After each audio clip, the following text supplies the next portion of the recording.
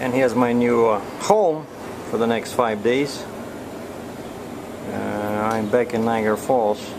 That's my truck over there. Basically, I thought today I would be somewhere traveling in New York and Pennsylvania because my Mack truck, they confirmed again it's going on the conveyor this afternoon, and now it's already 6, so it's already on the conveyor.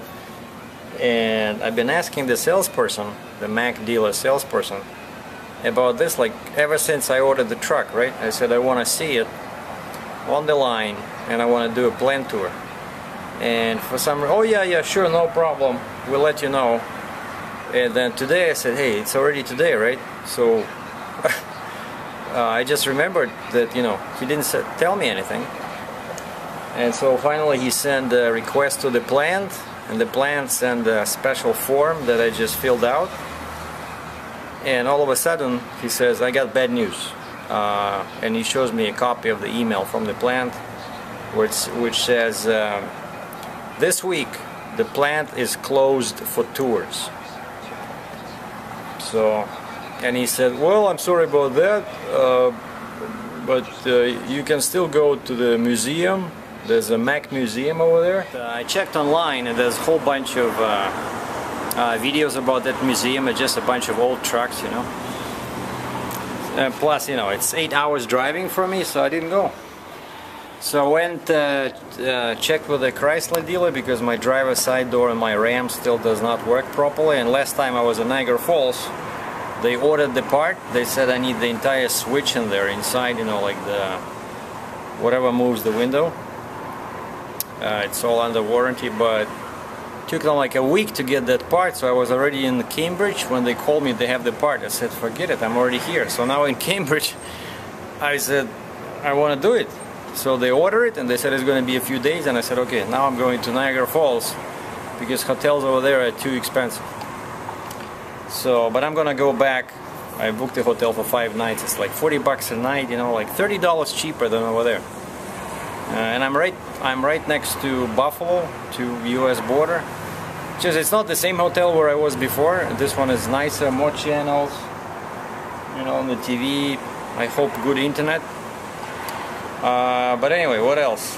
And yeah, those guys, the grant company, the government loans, they did send me a directory, but just as I found out yesterday late night when I was doing research, people complain about them, saying that yeah, they do provide the information, but some of it is old, inaccurate, and it's pretty much the same information you can find online on consumer government website, you know, like Canada Business or industrycanada.com, .ca, whatever. So it's the same, pretty much the same information. But so I couldn't get a refund. They said apply. If you get 3 refusals, three companies tell you no, we'll refund your money.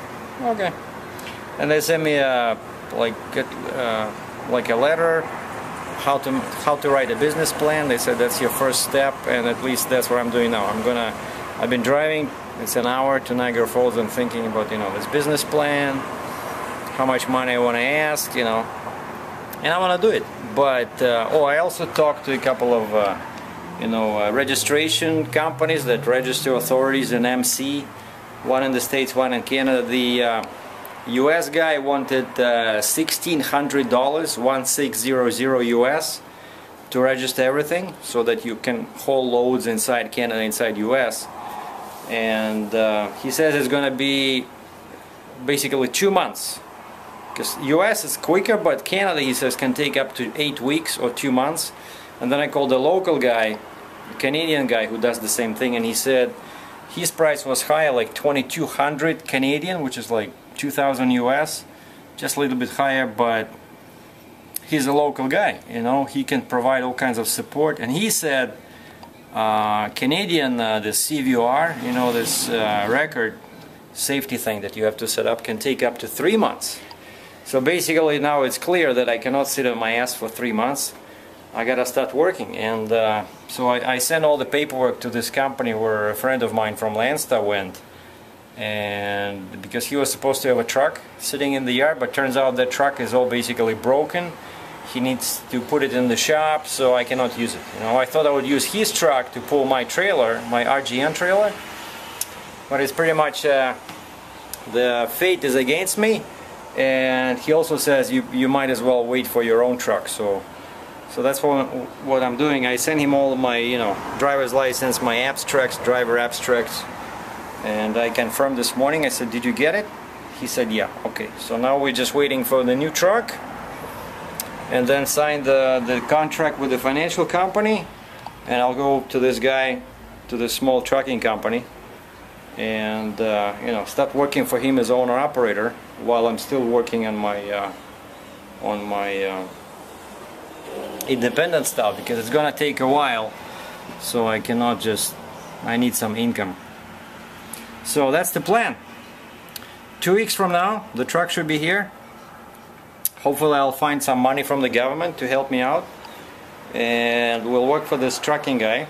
And he says he has one guy with an RGN with 10 axles, like 10 axle truck trailer, and another guy is 6 axle rig, and he says that with my 7 axle setup I will fit in nicely, and so this way he can cover lots of, you know, heavy loads.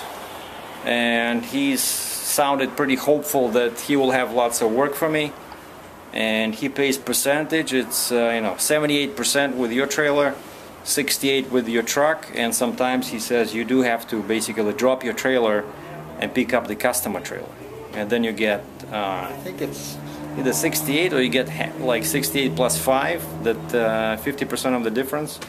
But anyway, it sounds interesting, and this guy that's there, he's happy, you know, so I'm gonna check it out. So basically my channel now should be more interesting, because it'll be focusing on independent carrier, you know, operation, and you guys can follow my progress, how I'm getting all the paperwork in order, you know, stuff like that.